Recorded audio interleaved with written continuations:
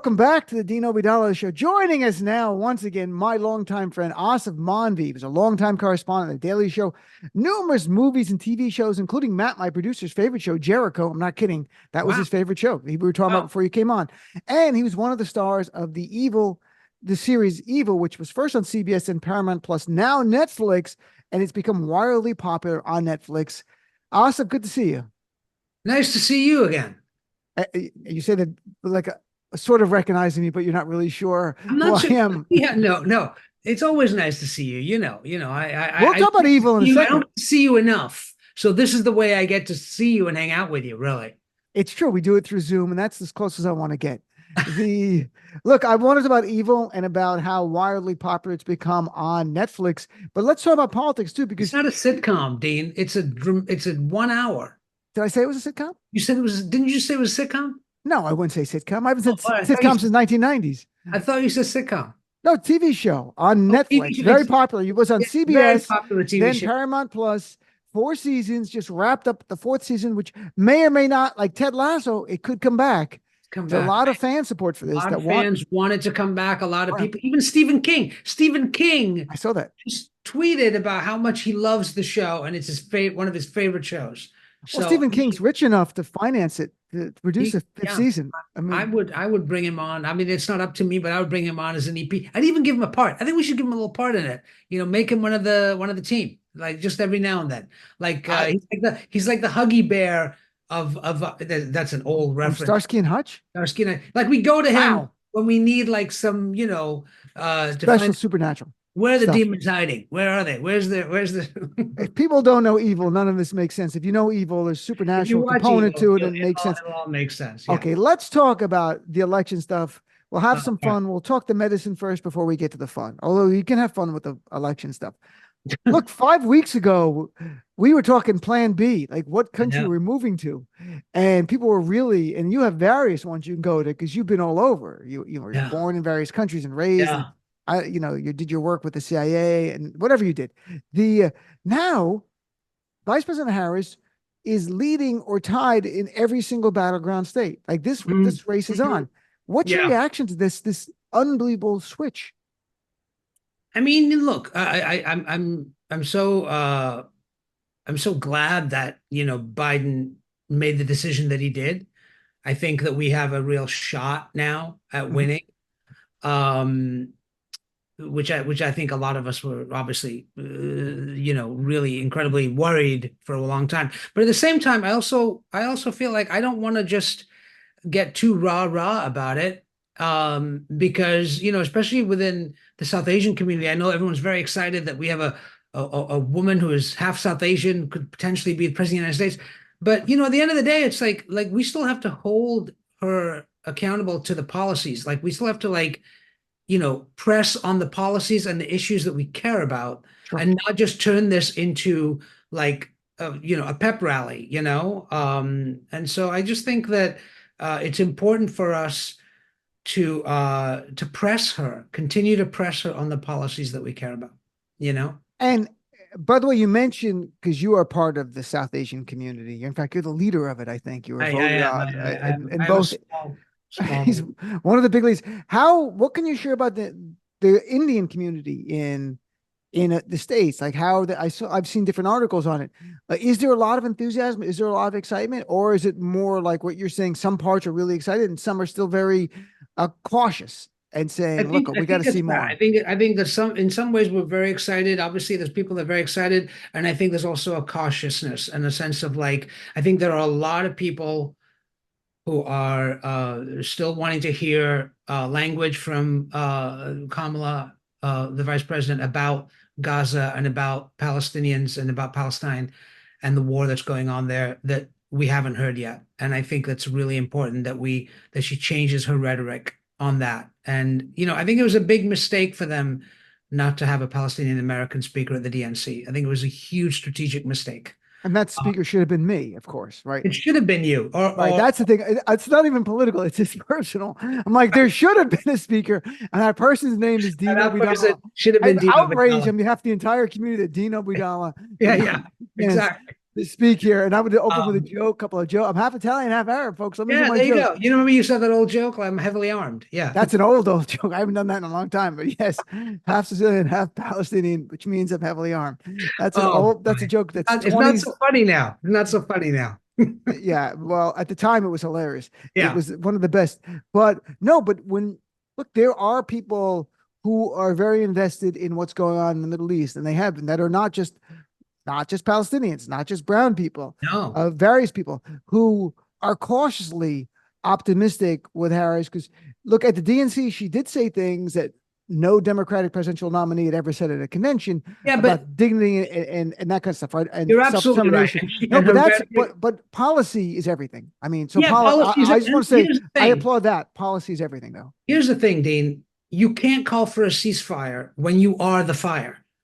It's ridiculous. She's calling for a ceasefire. We are the fire.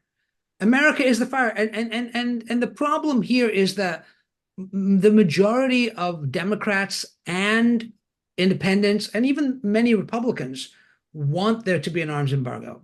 And they're asking for it. And so what the constituency wants is not being heard. It's, you know what I mean? And the thing is that the trouble I feel is that, when you put the party above what the party is supposed to represent and the people that it is supposed to represent and the ideals that it is supposed to represent, then you're in very dangerous waters, because you can't say, well, okay, we believe in the progressive rights, we believe in progressive values, human rights, women's rights, except for when it comes to certain people. Mm-hmm.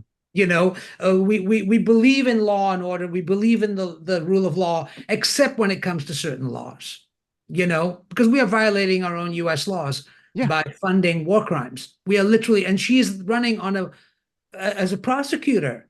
So these things, you see everybody at the DNC applauding, and somebody has to, there are people out there who are going, the emperor has no clothes. Like, we have to call this out and say, at some point, we can't just hear rhetoric that's just empty rhetoric. We have to get a deal done. We need a ceasefire. You can't do any of that if you just keep on feeding the machine with funds, with billions of dollars, the war machine. For me, it's about, and Aasif makes a great point. We have a U.S. law, the Foreign Security Assistance Act, which says any nation we provide weapons to has to be used consistently with the international law or U.S. law on human rights. And it's clearly a violation by Netanyahu in using it because he's at the very least, it's not debatable, collective punishment. Collective punishment is a violation of international law. 2 million people in Gaza are suffering for the horrific act of a few, maybe 1,000, maybe 800 people, maybe 1,000 who were part of Hamas, the military wing that committed this horrible terrorist attack. Punishing 2 million people for that is a violation of international. But collective punishment is it's what terrorists do. You know what I mean? It's like, oh, you punish civilians for the acts of their leaders or the acts of a small group of people who are, and that is what terrorists do. They blow up buses, they kill civilians, they do that. That is an act of terrorism. And so when we are sanctioning that, when we are, funding it, most Americans don't want our tax dollars to go to killing children, and so at some point we have to hold Harris accountable to this. We have to hold her, on these policies. And to me also, I mean, Vice President Harris, even last night in the discussion with Dana Bash, again reaffirmed that there needs to be a Palestinian state. But we should then have our policies towards the Netanyahu administration conditioned on that. There's Ben Smotrich, who's he's in the Netanyahu administration, who is the head of, he's a finance minister, but he's the head of development of settlement. He just 2 weeks ago announced more settlement, more land grabs, and said point blank, he tweeted, did it in Hebrew, but it was translated, saying we have to change the facts on the ground so there can never be a Palestinian state, because he views all Palestinians as a terrorist threat. And so the policy of this administration that Netanyahu's in, and that he invited this guy to be a minister in, is nothing. And now they're driving Palestinian Christians. They're building in the area where Palestinian Christians are and driving Christians from their home.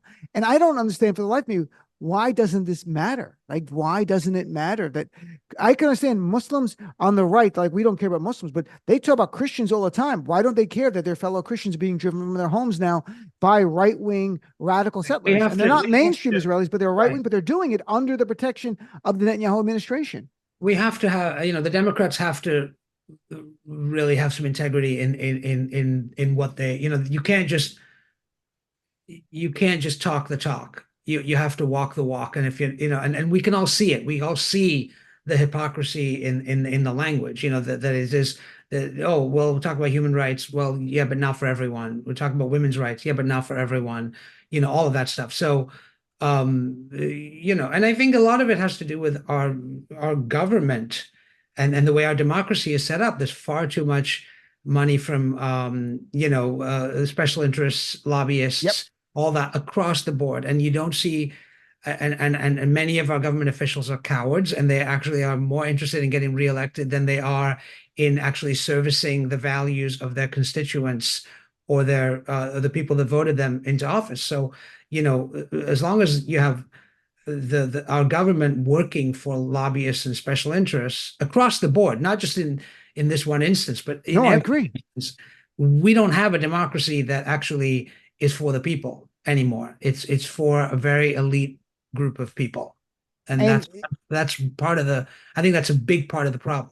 Right. If I was part of that elite, I'd be okay with it. But you're right, and I think big money. We're trying to be in that elite, and right, we're trying. We're doing that. So it's the only way you can do it. Yeah, it's either take money out or get pushed into the elite. So right. Exactly. But I couldn't agree with you more. Big money is the most corruptive and corrosive of what we have in terms of impacting our democracy, because on issue after issue, you see even people on the right agreeing on certain issues, and it can't get enacted as law because the big corporations and the big special interests can give unlimited amounts of money to a campaign super PAC, and it's all legal. We've been seeing it for years with the NRA and gun control in this country. You can't get it passed, and everybody pretty much unanimously agrees that we don't want AR-15s and stuff on the streets of the United States killing kids in schools, but we can't get it passed. Why? Why can't we get it passed?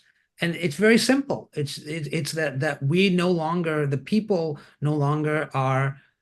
This is no longer a democracy that is for the people. I'm chatting with Aasif Mandvi, who will be deported later today. Longtime Daily Show correspondent for years, and now one of the stars of the hit series Evil, which you can catch on Netflix right now.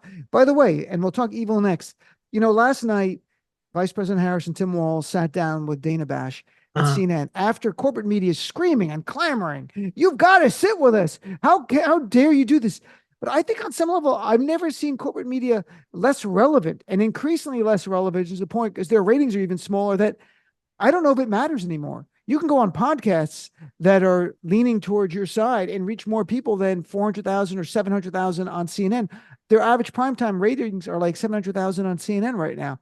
Yeah. You don't need them anymore. You really don't. Well, don't you write for them still? No, I don't. So I can say this now. Oh, you can say that now. Okay, good. Yeah, I can't say anything bad about MSNBC because I write also, like, I just laugh because I see that the toothlessness of the mainstream media, in terms of really asking hard questions and speaking truth to power. You know what I mean? Like, they just don't. It's just, I've told this story before, like when I was on the Daily Show, and I went to a press conference with Rick Scott in Florida 12 years ago, and asked him to pee in a cup. You can go on YouTube and watch this video. It's pretty funny. But the point being that I asked Rick Scott to do something and to sort of speak truth about a particular policy, and all of the journalists that were in that press conference from the state of Florida came up to me afterwards and were like, "We wish we could do that. We wish we could do that." But the problem was that they need access to get back in that room again. So they can't ever ask tough questions. They can't ask follow-up questions. They can't. We didn't care. So we just went for it and called out the absurdity of it, and that's the problem, is that the journalists, many of the mainstream media are sort of are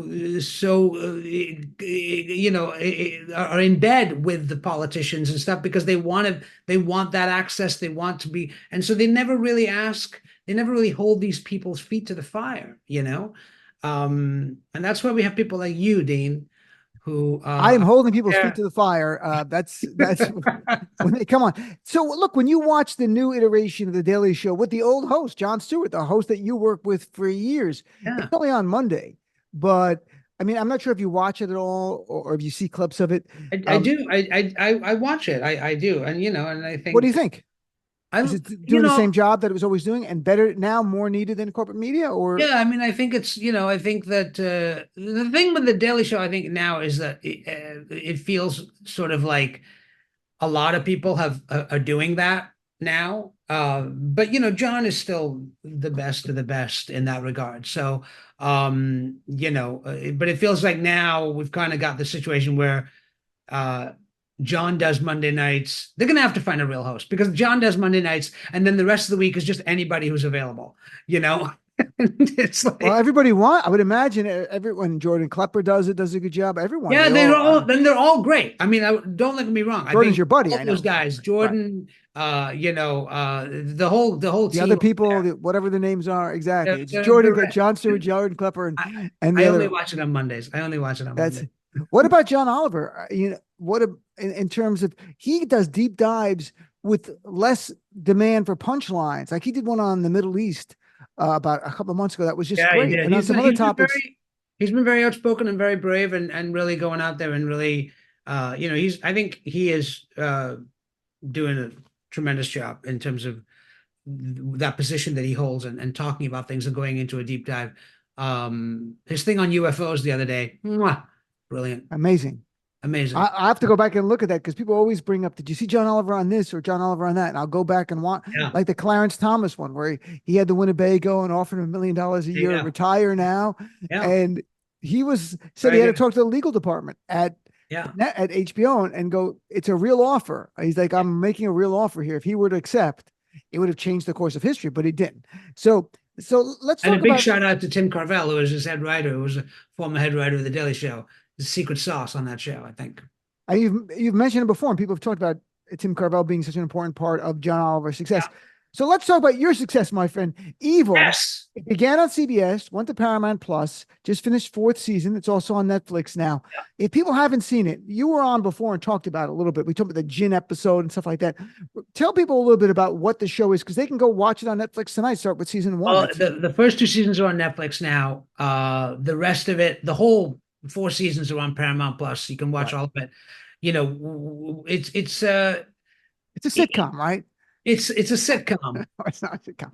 I'm kidding. Sorry. No, but you know what? It's surprisingly funny. I will I say know it is. You're the funny it guy. is. You're the funny person of the show. Well, it's all of us, I think, have moments, but I think that the absurdity of the show is what makes it unique and different, and also the brilliant storytelling. For those of you who haven't watched it, it's about three assessors who are sent out by the Catholic Church to investigate paranormal activity, demonic possession, miracles. It's sort of like X-Files meets Ghostbusters meets Scooby-Doo, and it really but the Robert and Michelle King, who created the show, people will know from The Good Wife and The Good Fight, Mhm. um, are such tremendous creators and such tremendous writers that the show deals with so many interesting topics around this genre and around this sort of premise. Um, and when you watch it, you sort of get sucked into this hall of mirrors where you don't know what's real anymore, what's not real, what's true, what's not true.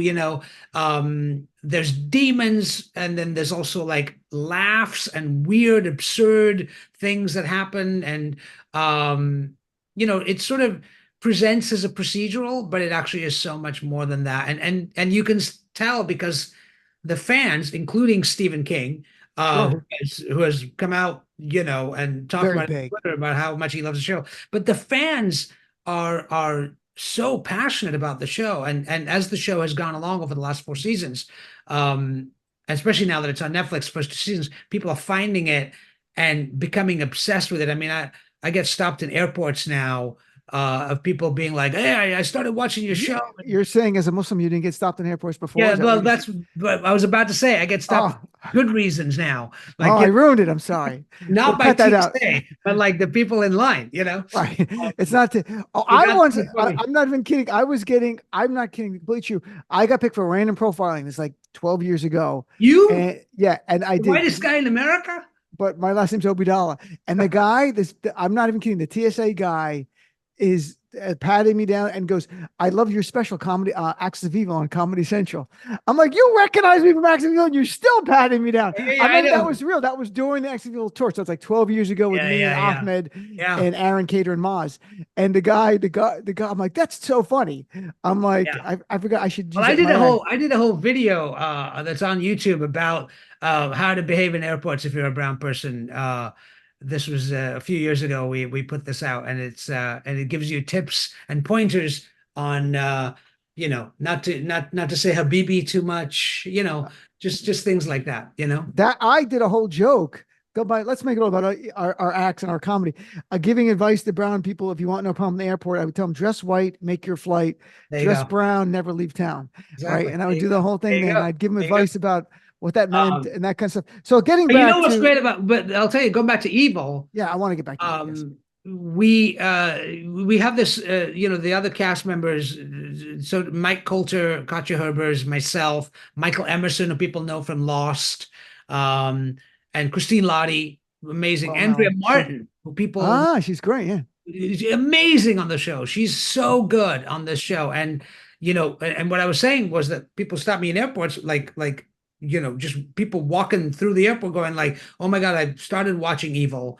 And it's not something that I would normally watch, but I started watching it and I'm obsessed. My wife and I have been up for 3 nights in a row, like binging the show. So I think people are really finding the show now. Of course, Paramount has ended the show because I think Your the salary, your salary they're alone like having was a was hit show that they right we're in the top 10 of all streaming shows on Netflix. on all streamers. No, but Like, I'm saying Netflix. People were talking about it because the down or the watch, the views are off the charts, right? So yeah. that's what the buzz And is then on about. Because all of a Paramount sudden, Plus, because people are going to Paramount Plus to see the rest of the seasons. So ah, even Paramount is getting like a huge bump.